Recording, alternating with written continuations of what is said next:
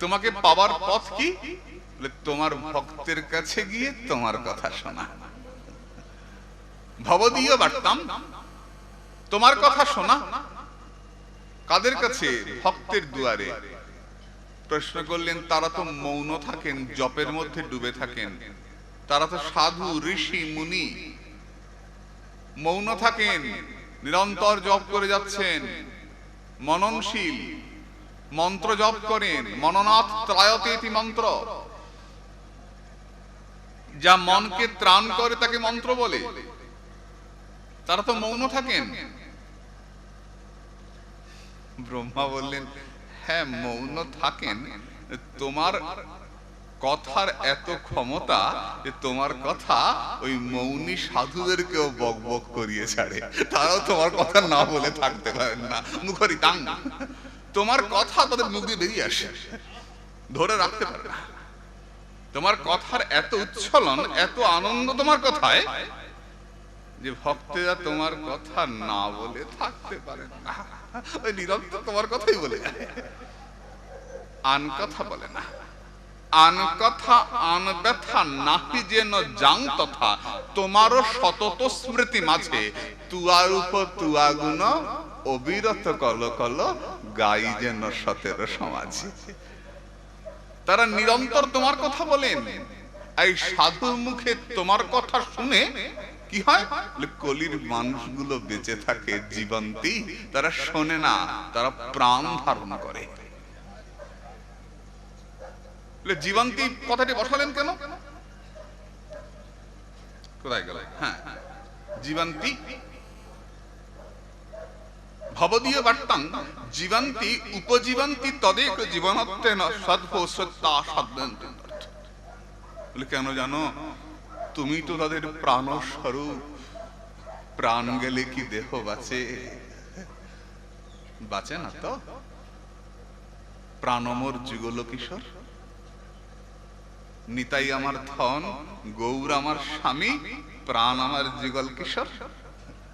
ধনমর নিত্যানন্দ পতিমর গৌরচন্দ্র প্রাণমর যুগল কিশোর। গৌর স্বামীর সঙ্গে আমার সম্পর্ক কতদিন থাকবে?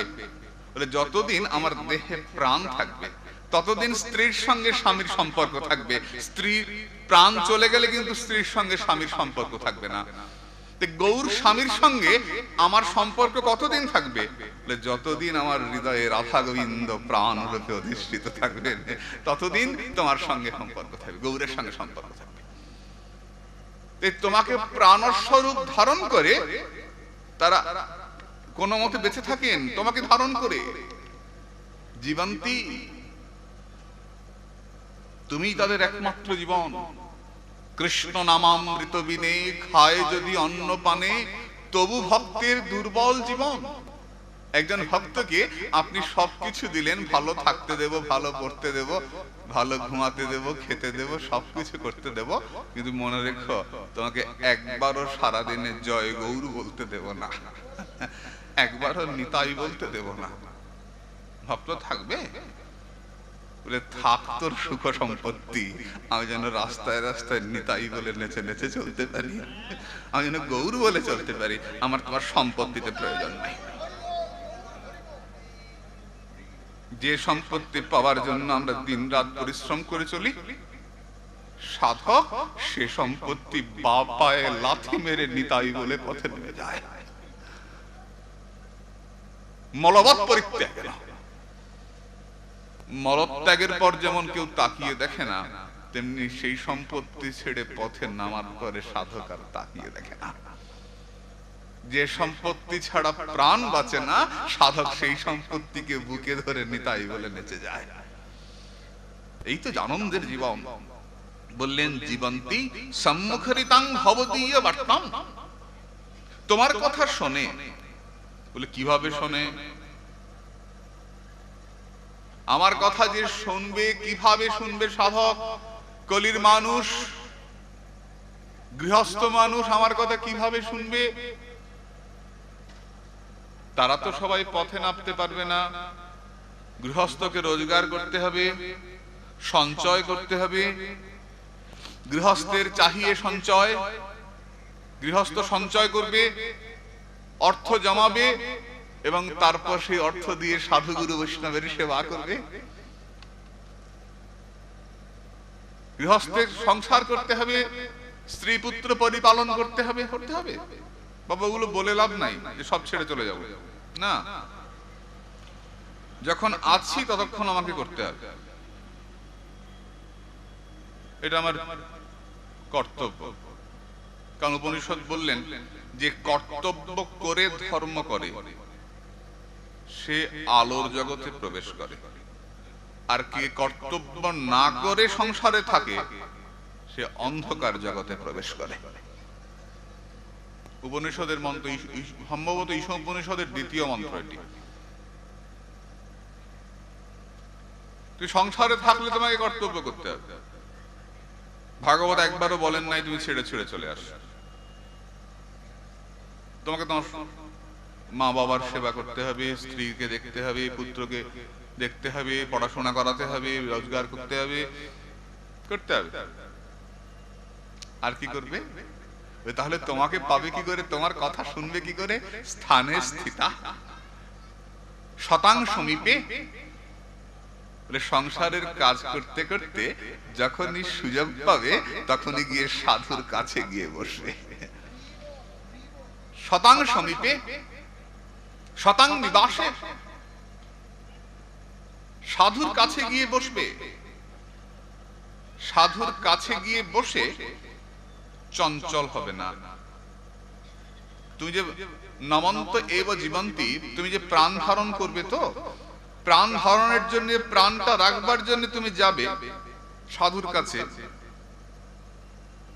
কিন্তু চঞ্চল হবে না। হরি কথা যখন শুনবে তখন মন দিয়ে শুনবে। ভগবানের কথা যখন শুনবে, শ্রবণ অর্থ অবধারণা পূর্বক শ্রবণ, অর্থ বুঝে শুনবে যে আজকে কি আলোচনা হলো। যদি একটুকু বুঝতে, সম্পূর্ণ তো মনে থাকবে না, যদি একটুও মনে রাখতে পারি, আমার জীবনে কাজে লাগাতে পারি, তাহলেই তো অনেক হয়ে গেল। কাজে আমি অর্থটা বুঝবো যে আজকে আমি কি করব, আজকে কি আলোচনা হচ্ছে। ব্রহ্মাজি আজকে নারায়ণ স্বরূপ দেখলেন, তিনি বললেন বুঝতে পারলাম না, তোমার গোপাল স্বরূপ কিছুই বুঝলাম না। গোপাল প্রশ্ন করলেন, তাহলে মানুষ কি করবে চিন্তা করেছো? মানুষ চেষ্টা ছেড়ে দিয়ে সাধুর চরণ আশ্রয় করে তোমার কথা শুনবে। আজকের আলোচনার বিষয়বস্তু স্থানে স্থিতা শতাং সমীপে বসবেন, শ্রুতিগতাং শ্রবণং প্রাপ্ত্যা, কাছে বসে তোমার কথা শুনবে, চঞ্চল হয়ে নয়। বাড়িতে মনটা রেখে এসে নয়, প্রাণ ভরে তোমার কথা শুনবে। কিভাবে শুনবে? ব্রহ্মাজি নির্দিষ্ট করে দিচ্ছেন, শুনে রাখো কিভাবে কৃষ্ণ কথা শুনবে। তনু বাং মনোভি, শরীর দিয়ে শুনবে, মুখ দিয়ে শুনবে, মন দিয়ে শুনবে। শরীর দিয়ে কি করে শুনবো? শরীর দিয়ে কি করে শুনবো? যখন হরি কথা হবে তখন হাত জোড় করে বসে স্থির মনে তার কথা শুনবে। ঘুমোতে ঘুমোতে দেয়ালে হেলান দিয়ে শুনলাম, খুব বড় পণ্ডিত পাঠ করছেন, শুনলাম। বেরিয়ে আসার পর জিজ্ঞেস করলাম, কি শুনলা? মনে নাই তো, বিল্লা গেছি। কেন শোনে নাই তো? ঘুমোচ্ছিল তো। ওটা শোনা হলো না। কি সুন্দর কইরা কয়, এত সরল কইরা কয়, বুঝতে পারছ না? তোমার কি মনে আছে? বলে কিচ্ছু মনে নাই, বিল্লা গেছি। এটাকে শ্রবণ বললেন না। হাত জোড় করে স্থির মনে বসে শোনা, স্থির হয়ে বসে শোনা। বলে মালা করতে করতে শ্রবণ করো, নিশ্চয়ই করো, নিশ্চয়ই মালা করতে করতে শ্রবণ করবে। একটা মন দুদিকে কি করে দেব? মালাতে দেব না হরি কথায় দেব? একটা মন দুদিকে কি করে দেব? দুদিকে দেওয়ার প্রশ্ন আসছে কেন? যার কথা শুনছি তার নামই তো করছি। আমি তো একজনের নাম করছি আর একজনের নাম শুনছি না। যার নাম করছি তার লীলাই শ্রবণ করছি। আমাকে তো নাম করতে করতে লীলা স্মরণ করতে হবে, তবে তো নামের সার্থকতা। তা নাম করতে করতে বাজারের চিন্তা না করে, সংসারের চিন্তা না করে, নাম করতে করতে কানে তার কথা ঢুকছে, মুখে তার নাম হচ্ছে, মনে তার চিন্তা হচ্ছে, একসঙ্গে সবকিছু হয়ে যাচ্ছে। তো যার নাম করছি তার নামই তো শুনছি। এখানে দু জায়গাতে যাওয়ার প্রশ্ন আসছে কেন? দু জায়গার প্রশ্ন নাই তো। কাজেই আচার্য পরম্পরায় আমরা দেখেছি নাম করতে করতে হরি কথা শুনবে, দেখবে নাম খুব এগোচ্ছে। এটা আমার ক্ষেত্রে দেখেছি বাবা। এমনি ঘরে বসে নাম করলে এদিকে মন যায় ওদিকে মন যায়, এই ওটা করিস না, ওই এটা কর, এই ছেলেটা তো দুষ্টামি করে, মালাটা রেখে দিলাম, রেখে দিয়ে কাজটা করলাম, আবার এসে মালাটা ধরলাম। সংসারী মানুষ তো আমরা। কিন্তু যদি পাঠ শুনতে শুনতে মালা করি, দেখছি যে 1 ঘন্টা অনেক মালা হয়ে যায়। কেন কি? অন্যদিকে মনটা যায় না তো, গানে শুনছি আর এই শুনছি আর করছি, তো স্ফুরণটা অনেক বেশি হয়, জিহ্বায় নামটা অনেক বেশি হয়। তাই হাত জোর করে বসে শোনো, না হলে মালা করতে করতে শোনো, প্রাণ করে নাম করবে, কোনো কথায় পেছাবো হবে না, কোন অবস্থাতে নাম ছাড়বো না। তুমি আমাকে গালাগালি করো, মন্দই বলো আর নিন্দাই করো, 1 মুহূর্তের জন্য নাম ছাড়বো না, সর্ব অবস্থায় নাম করবো। খন্ড খন্ড হয় দেখো যায় যদি প্রাণ, ছাড়বো না। তুমি আমাকে মেরে ফেলবে, যা ইচ্ছা বলতে পারো, নাম মালা ছাড়বো না। না মনে পড়ছে, একটু বলে নি, মনে যখন পড়ছে আপনাদের বলেছি তবু বলি। বৃন্দাবনে গোবিন্দকুণ্ডে সিদ্ধ মনোহর বাবা তার শিষ্য দুর্লভ দাসজিকে বললেন যে এখানে বসে বসে নাম কর। দুর্লভ দাসজি প্রণাম করেছেন গুরুদেবকে। মনোহর বাবা পিঠে হাত দিয়ে বললেন, দুর্লভ এসেছিস, যা ওই গাছতলায় বসে বসে নাম কর। দুর্লভ দাসজি গাছের তলায় বসে বসে নাম করছেন। এমন সময় দেখছেন একটা কালো ছায়া মূর্তি তাকে ঘিরে ঘুরছে। দুর্লভ দাসজি জিজ্ঞাসা করছেন, কে তুমি? আমার কাছে কেন এসেছো? বলো, আমি তোমার কি সেবা করতে পারি? কে তুমি? ওই কালো ছায়া মূর্তি বলে, আমি তোমার মৃত্যু, তোমাকে নিতে এসেছি। তোমার মৃত্যু, আমি তোমাকে নিতে এসেছি, তোমার মরণ হবে এখন, আমি নিতে এসেছি তোমাকে। দুর্লভ দাসজি বলেন, বেশ, তুমি যদি আমাকে নিতে এসেছো, এই তো আমি বসে আছি, আমাকে নিয়ে যাও। মৃত্যু বলে, চেষ্টা করছি তো, পারছি না যে। বলে, কেন পারছো না কেন? আমি তো তোমায় কোনো বাধা দিইনি, তুমি পারছো না কেন? তুমি বাধা না দিলে কি হবে? তোমার হাতে যে নামের মালা রয়েছে গো, তুমি যে হরে কৃষ্ণ মহামন্ত্র জপ করে চলেছো গো, ওই মালা নাম উচ্চারিত হচ্ছে তোমার মুখে, আমি তোমার মধ্যে প্রবেশ করতে পারছি না। তুমি তোমার নামমালাটা রেখে দাও, আমি তোমাকে নিয়ে যাব। সাধু বলে, এ মালা তো আমি 1 মুহূর্তের জন্য রাখতে পারবো না, এ যে আমার গুরু কৃপার দান গো, শ্রী গুরুদেব কৃপা করে মালা আমার হাতে দিয়েছেন, এ মালা আমি 1 মুহূর্তের জন্য রাখতে পারবো না, আমি পারবো না মৃত্যু, এই মালা আমি রাখতে পারবো না। মৃত্যু বলে, তাহলে আমারও তো আর তোমাকে নেওয়া হলো না, আমি ফিরে গেলাম।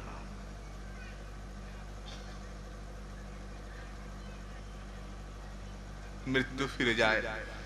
গুরুদেব বার হয়ে আসলেন, দুর্লভ দাসজি প্রণাম করলেন। গুরুদেব মাথায় হাত দিয়ে বললেন, যা, রাধারানীর কৃপায় তোর আয়ু বৃদ্ধি হয়ে গেল, মৃত্যু ফিরে গেল। এই নামের এত মহিমা, মহাপ্রভু এর উপর সর্বশক্তি আরোপ করে দিয়েছে। নাম প্রেমে মালাগাথি পরাইল সংসারে, সর্বশক্তি আরোপ করেছেন মহাপ্রভু এই নামমালার মধ্যে, নামের মধ্যে।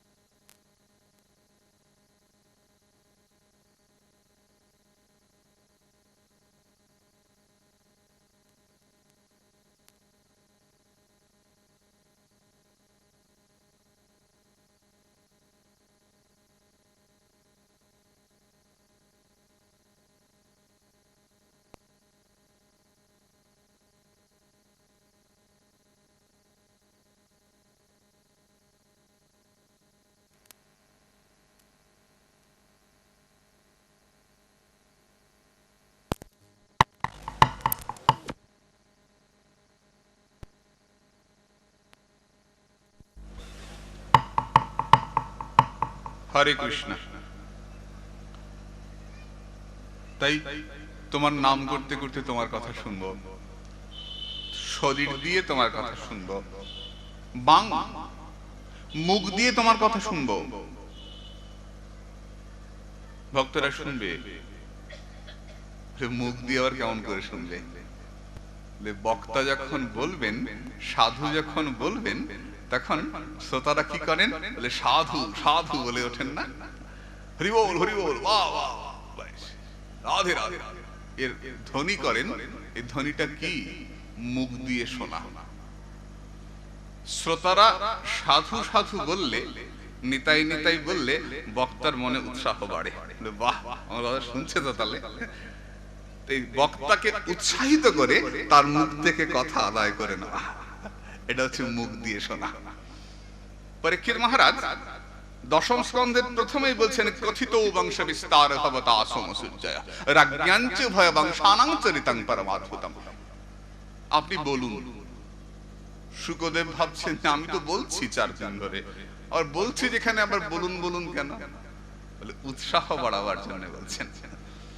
বক্তার উৎসাহ বাড়াবার জন্য মহারাজ বলছেন আপনি বলুন। বাহ বাহ বাহ, আমি শুনছি। আপনি থামবেন না, থামবেন না, আপনি বলুন, আপনি বলুন।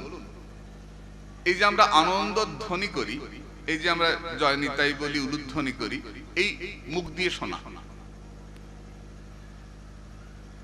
বক্তাকে উৎসাহিত করে তার কাছ থেকে আদায় করে নেওয়া, এটা হচ্ছে মুখ দিয়ে শোনা। তনু বাং মনোহি, মন দিয়ে শোনা। যখন আলোচনা হবেন তখন মনটা দিয়ে শুনতে হবে।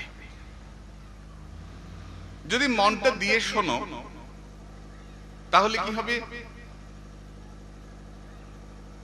তনুবাং মনোভীর যে প্রায়শ অজিত জিতোপি অসিত স্থিলক্যাম। ভগবান তুমি তো অজিত, তোমাকে কেউ জয় করতে পারে না। তোমাকে জয় করে কার সাধ্যে ত্রিলোকে? তুমি কারো কাছে হারো? বলেন না, ভগবান তো অজিত। সেই অজিত ভগবান যে কারো কাছে হারো না, তুমিও হেরে যাও কার কাছে? বলে তোমার ভক্তের কাছে। যে শরীর দিয়ে, মুখ দিয়ে, মন দিয়ে তোমার কথা শুনে, জিতোপি, তুমি তার কাছে পরাজিত হও, তুমি তার কাছে ধরা পড়ে যাও। এতে কি ভগবান তোমার স্বরূপের হানি হয় না? তুমি অজিত, নিত্য স্বরূপ তোমার, কখনো তুমি হারো না, তুমি হেরে যাও, তাহলে তোমার অজিত যে নিত্য স্বরূপ সেটার কি হানি হলো না? বলেন না, নিজের কাছে নিজে হারলে হার হয় না। মহাজনের কি আস্বাদন দেখুন। মহাজন বলছেন তুমি হারো অথচ হারো না। বলে হারো অথচ হারো না কেন? বলে হারো অন্য কারো কাছে নয়, নিজের কাছে হারো। নিজের কাছে কি করে হারো? বলে ভক্ত তোমাকে কিসের দ্বারা হারায়? যাকে বাধা যায় না তাকে ভক্ত কিসের দ্বারা বাঁধেন? বলে ভক্তির দ্বারা বাঁধেন। ভক্তিটা কি? তোমারই একটি স্বরূপ, ভক্তি মহারানী। ভক্তি মহারানী তোমার থেকে ভিন্ন নয়, তোমার থেকে আলাদা নয়। ভক্তি, ভক্তি তোমারই অংশ। তোমার ভক্তিতেই তুমি জিত হও। হে অজিত, তোমার ভক্তিতেই তুমি জিত হও, তাই তোমার স্বরূপে হানি হয় না। তোমার ভক্তিতে তুমি হারো। হরে কৃষ্ণ। ভক্তেরা তোমার ভক্তিতে তোমাকে হারিয়ে দেয়, ভক্তের কাছে তুমি হেরে যাও। কিরকম বলছেন যে প্রভু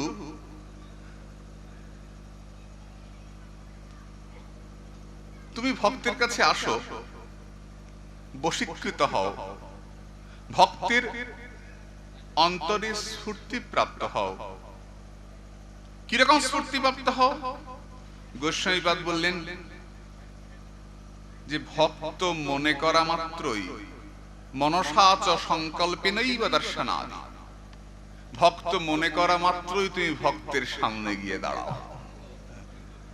কারণ ভগবান বলছেন আমি ভক্তের বিপদ নাশ করি। মত চিত্ত সর্বদুর্গানি মৎপ্রসাদাত্তরিষ্যসি। আমাতে মন দিলে তোমার সমস্ত বিপদ নাশ হয়ে যাবে। মহাজন বললেন, প্রভু ভক্তের বিপদ কি থাকে? ভক্ত তো এ জগতে বিপদকে বিপদ মনে করে না। ভক্তের যদি বিপদ নাই থাকবে তুমি আর নাশ করবে কি? তুমি যে খুব গর্ব করে বলছো, জানো অর্জুন, ভক্তের বিপদ আমি নাশ করি। মহাজন বলছেন, ভক্তের বিপদ থাকলে তো তুমি নাশ করবে।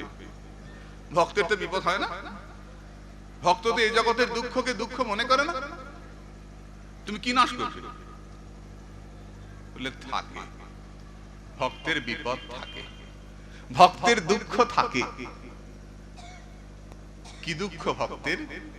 বলে আমার হরি ভজন করা হলো না, আমার নিতাই বলা হলো না, আমার গৌর বলা হলো না, এটাই ভক্তের একমাত্র দুঃখ। আমার বৃন্দাবন বাস হলো না, আমার রাধা কুণ্ড বাস হলো না, আমার জয় রাধে বলে গড়াগড়ি দেওয়া হলো না, আমি সংসারে আটকে থাকলাম, আমি সংসার ছিঁড়ে বেরোতে পারলাম না, এটাই ভক্তের একমাত্র দুঃখ। ভক্ত সংসারের থেকে তোমাকে ভজনা করে, আর তোমাকে ভজনা করে আর মনে করে আমার হলো না, এই আমার দেখা পাওয়া হলো না, আমার ভজন করা হলো না। সংসারে থেকে ভক্ত মনে করা মাত্রই তুমি তার সামনে দর্শন দিয়ে তার দুঃখ নাশ করো প্রভু। ওই সংসারেই তুমি ভক্তকে দর্শন দাও। তার সংসারটাই আশ্রম হয়ে ওঠে। যে সংসারে গৌর গোবিন্দ ভজন হয় তাকে আলাদা করে তীর্থযাত্রা করতে হয় না, তার ঘরটাই তীর্থ হয়ে যায়, ঘরটাই ভগবত আবাস হয়ে যায়, ভগবত নিবাস হয়ে যায়। এই ভক্তের দুঃখ নাশ করো। বললেন গোসাইপাদ যে মনসা চ সংকল্পেনৈব দর্শনাদি। সংকল্প মাত্র তুমি দেখা দাও। সব সময় দেখা দাও না। যাহা নেত্র পড়ে তাহা কৃষ্ণ সুরে। ভক্ত যেদিকে তাকান সর্বত্র স্ফূর্তি হয়, হয় যদি ভক্ত ইচ্ছা করেন। সব সময় হয় না। কেন? সব সময় হলে তো অন্য কাজ করতে পারবো না। সুখদেব গোস্বামী ভাগবত বলতে বসছেন, দৃষ্টান্ত দিচ্ছেন। সুখদেব গোস্বামী ভাগবত বলতে বসছেন, উচ্চকোটির ভক্ত তো, সর্বত্র কৃষ্ণ স্ফূর্তি হবে তার, কিন্তু হচ্ছে না। কেন? সব সময় কৃষ্ণ স্ফূর্তি হলে কণ্ঠ রুদ্ধ হয়ে যাবে, অশ্রুতে চোখ পরিপূর্ণ হয়ে যাবে, চোখে ঝাপসা দেখবেন, তার পক্ষে আর ভাগবত বলা হবে না। সুখদেব গোস্বামী ভাগবত বলতে পারবেন না সব সময় দেখলে পারে। কৃষ্ণ দেখবেন তো আপ্লুত হয়ে যাবে। হ্যাঁ, মুখ আস্বাদন পথ। বোবাকে যদি রসগোল্লা খাইয়ে দেওয়া যায়, তাহলে বোবা বলতে পারে রসগোল্লা কেমন খেতে? বলতে পারে না। সাধু যখন তোমাকে দেখে তারপর আর বলতে পারে না, আটকে যায়। তোমার কথা তোমাকে দেখার পরে আটকে যায়, আর প্রকাশ করতে পারে না, এত আস্বাদন যে বলতে পারে না। সুখদেব যদি তোমাকে দেখেন তাহলে তার ভাগবত বলা হয় না, ভাগবতের প্রচার হয় না। তাই বলছেন ভক্ত কখন দেখেন? মনসা চ সংকল্পেনৈব দর্শনাদি। যখন ভক্ত মনে করেন যে এবার আমি তোমাকে দেখবো, এসো নাথ, মনে করার সঙ্গে সঙ্গে তুই তার সামনে গিয়ে দাঁড়াও, তাকে দর্শন দান করো। যদ্বা সহার্থে তৃতীয়া তন্নাদিভি সহ সহিত অজিত তব তন্নাদিন্যাপি তৈরি বশীকৃতানি ইত্যর্থ। বলে আরেকটা কথা, ভক্ত কাছে গিয়ে আমরা তার কথা শুনব শরীর দিয়ে, মুখ দিয়ে, মন দিয়ে, তাই তো?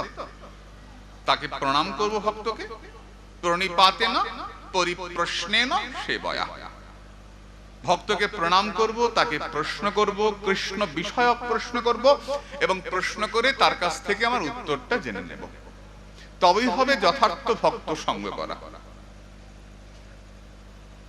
প্রশ্ন করছেন মহাজন, সহার্থে তৃতীয়া, বলছেন ভক্ত শরীর দিয়ে, মুখ দিয়ে, মন দিয়ে তোমার কথা চিন্তা করবে। আর তুমি যে ভক্তের কাছে পরাজিত হবে, তুমি যে ভক্তের কাছে ধরা দেবে, কি দিয়ে ধরা দেবে?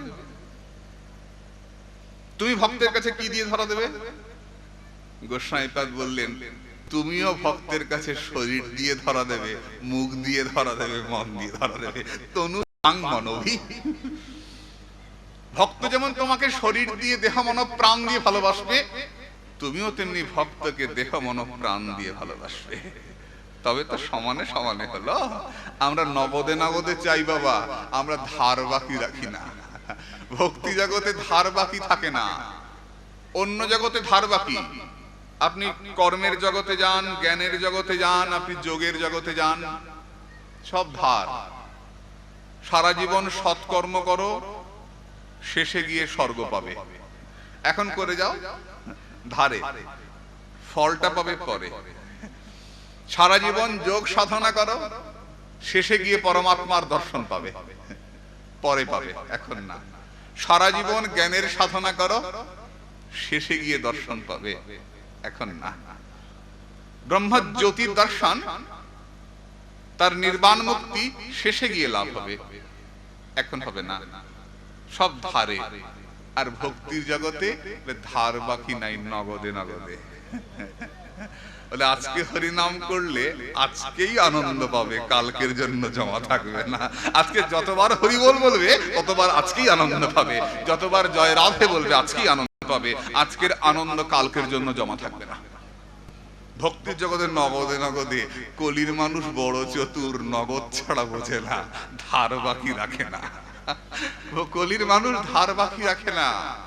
কবে পাবো, পাবো কি না পাবো, ঠিক আছে, কে তখন তোমার নামে কেস করতে যাবে, ওইসব বুঝি না। নগদে নগদে দাও, হাতে হাতে দাও। তুমি কিভাবে জয়লাভ করবে? অজিত জিতোপি, অজিত হয়েও তুমি জিত হবে কি করে? তনুবাং মনভি, শরীর দিয়ে তুমি অর্জিত হবে। কেন বললেন? তদ ভক্ত পার্শ্বে সদা অবস্থিত আদি। যে ভক্ত তোমার কথা শুনবে, তোমার ভজন করবে প্রভু, তুমি নিরন্তর সেই ভক্তের পাশে অবস্থান করবে। এটা শরীর দিয়ে ভক্তের কাছে পরাজিত হওয়া। তুমি ভক্তকে ছেড়ে যাবে না, সদা অবস্থিত। গোস্বামীর টিকা, আমার মুখের কথা নয় বাবা। যে ভক্ত তোমার কথা শুনবে, যে ভক্ত তোমার নাম করবে, তুমি সেই ভক্তের কাছে সদা অবস্থান করবে। বৎসের পশ্চাতে যেমন ধায় গাভীগণ, ভক্তের পশ্চাতে তেমন যায় জনার্দন। বাছুর হারিয়ে গেলে যেমন গাভী মাতা হাম্বা হাম্বা করে ডাকতে ডাকতে পাগল হয়ে ছুটে যায়, কোথায় আমার বাছুরটা গেল, বাছুরকে কাছে গিয়ে লেহন করতে থাকে, বাছুরের কাছে কাছে থাকে। তিনি ভক্ত যেদিকে যান, ভক্তের পেছন পেছন আমার গোবিন্দ তার পেছন পেছন চলতে থাকেন, তার কাছে থাকার জন্য। সদা ভক্ত পার্শ্বে তোমার অবস্থান। বলছেন যদি ভক্ত তোমায় তাড়িয়ে দেয়, যে তোমার নাম আর নেব না, মহাজন বললেন ভক্ত ছাড়লেও ভগবান ছাড়ে না। তার কাছে যাওয়া যায়, তাকে ছেড়ে আসা যায় না। গোপালকে কোলে নেওয়ার পরে পুতনা তো কতবার বলেছিল ছাড় ছাড়, গোপালকে আমার ছেড়েছিল গো, ছাড়ে নাই। পুতনা আমার কাছে আসা যায়, কিন্তু আমার কাছ থেকে যাওয়া যায় না। সদা ভক্ত পার্শ্বে অবস্থান করেন গোবিন্দ, নিত্য বিগ্রহ, প্রতিনিয়ত প্রতি মুহূর্তে অবস্থান করছেন। তুমি শুধু তাকে আস্বাদন করো। পিঙ্গলা বেশ্যা বলছে না ভাগবতে, পিঙ্গলা বেশ্যা সারা রাত অপেক্ষা করলো খদ্দেরের জন্য, খদ্দের এলো না। পিঙ্গলা বেশ্যা বলছে যে দেখো, যারা দূরে রয়েছে আমি তাদের কথা ভেবে ভেবে সারা রাত্রি কাটিয়ে দিলাম, যিনি আমার পাশে নিয়ত অবস্থান করছেন সেই গোবিন্দের কথা একবারও ভাবলাম না। তাকালেই তাকে দেখতে পারি, দাঁড়িয়ে আছে, সে আমার পেছনে দাঁড়িয়ে আছে, শুধু ডাকবার অপেক্ষা, তাকে ভাবলাম না। হায় রে, আজ থেকে আমি আর দূরের মানুষের আশা করব না, আজ থেকে প্রাণের ঠাকুরের আশা আমি করব, যিনি আমার প্রাণে আছেন, নিয়ত অবস্থান করছেন। আজ থেকে আমি সেই প্রাণের ঠাকুরের ভজন করব, আজকে আমি প্রাণ গৌরের ভজন করব, প্রাণ নিতাইয়ের ভজন করব, আমি আর অন্যদিকে যাব না। সদা ভক্ত পার্শ্বে অবস্থান করছে। বলে বেশ, শরীর দিয়ে নয় ভক্তের কাছে তুমি হেরে গেলে, মুখ দিয়ে কেমন করে হারো?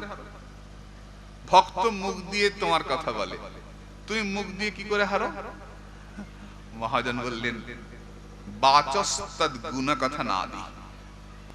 ভক্ত যেমন ভগবানের গুণ কীর্তন করেন, ভগবানও তেমনি প্রাণ ভরে ভক্ত মহিমা কীর্তন করেন। ভক্ত সুখেই ভগবানের সুখ, ভগবানের স্বতন্ত্র নাই। ভক্তের কি করে আনন্দ? ভক্ত মহিমা কীর্তনই ভগবানের ব্রত।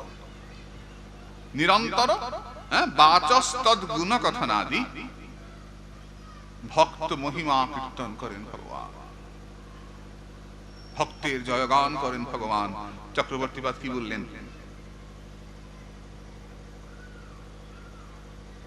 হ্যাঁ, ভগবান লুব্ধ থাকেন ভক্তের কথা বলবার জন্য। ভগবানের লোভ হয় ভক্ত মহিমা কীর্তনের জন্য।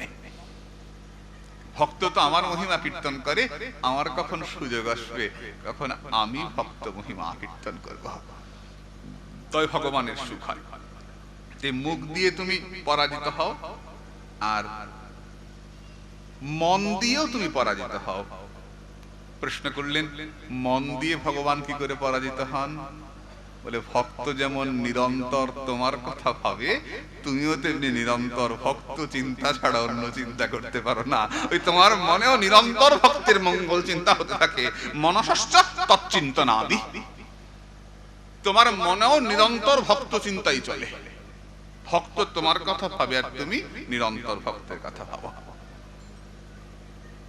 বলে, যে কোনো ভক্ত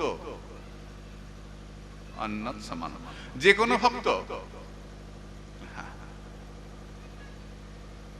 শুধু মানুষ তা নয়, তুমি যেখানে জন্মগ্রহণ করো না কেন, যে কুলে জন্মগ্রহণ করো না কেন, সেই কুলে থেকে যদি তুমি আমার কথা ভাবো, তুমি জেনে রেখো আমিও তোমার কথা ভাববো। ওই দেখো, গজরাজ গজেন্দ্র আমার কথা ভাবে, আমি ছুটে যাই, ঝাঁপিয়ে পড়ি সেই হাতিকে উদ্ধার করবার জন্য। আমি তার কথা ভাবি, আমি ভাবি তার কথা। ওই সামান্য এক হাতি যে সারা জীবন ভজন করে নাই, আগের জন্য করেছিলেন, সেই একটা হাতি সে পদ্ম ফুলটা তুলে বলে, প্রভু তুমি এসো, তোমাকে দেখি নাই, তোমাকে ডাকি নাই, শুনেছি ডাকলে তুমি আসো, বড় বিপদ ঠাকুর, বিপদ ভঞ্জন, তুমি এসো নাথ। আকুল হয়ে ডাকে হাতি, আর ভগবান ঝাঁপিয়ে পড়েন গরুরের পিঠ থেকে। আমার ভক্তকে আমার রক্ষা করতে হবে। ভক্ত আমার কথা ভাবে, আমি ভক্তের কথা ভাবি। অতএব তুমি কোথায় জন্মেছ সেটা বড় কথা নয়, বড় কথা তুমি আমার কথা ভাবতে পারছো কিনা, তুমি আমাকে ভজন করছো কিনা। জন্ম হোক যথা তথা, কর্ম হোক ভালো।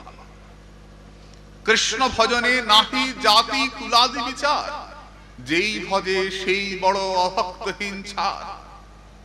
কোথায় জন্মেছ তা নয়। কে বলেছে কেউ বড় কেউ ছোট? না বাবা, কেউ বড় কেউ ছোট এরকম কিছু শাস্ত্র বলেন নাই। যেখানে অন্য সবাই বলছেন যে সবাই পাপী, সবাই পাপী, অল আর সিনার্স, সেখানে আমাদের শাস্ত্র বললেন কেউ পাপী নয়। শ্রেণন্তু বিশ্বমৃতস্য পুত্রা, মহাপ্রভু বললেন জীবের স্বরূপ হয় নিত্য কৃষ্ণ দাস। সকলে অমৃতের সন্তান, কে ছোট কে বড়? কে বলেছেন যে ব্রাহ্মণ বড়? কেন বলেছেন?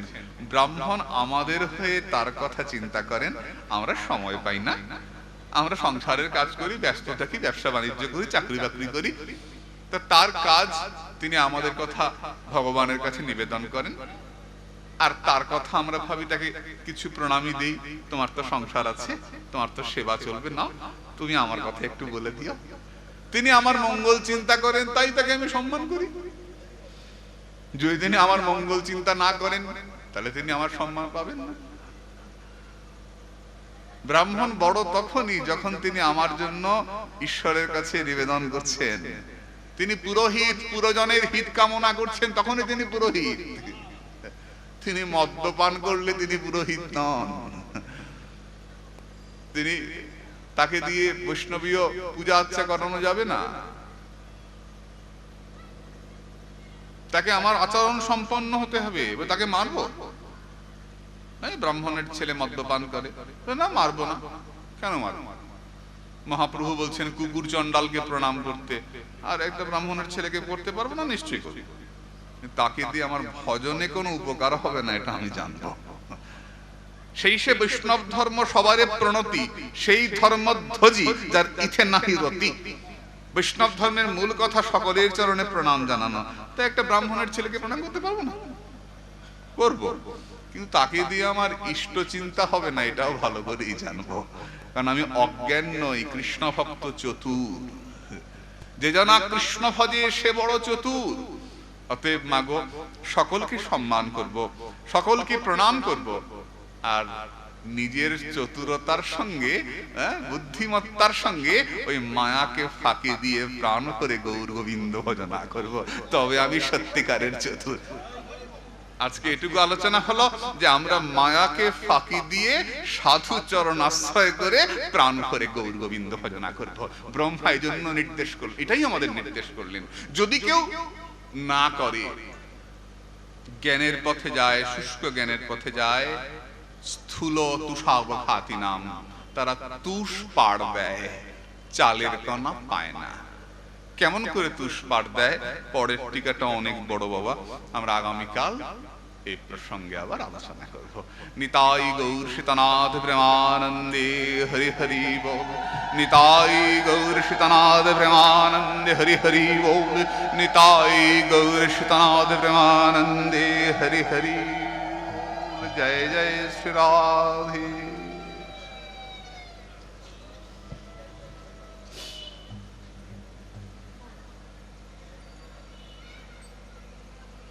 হরে কৃষ্ণ।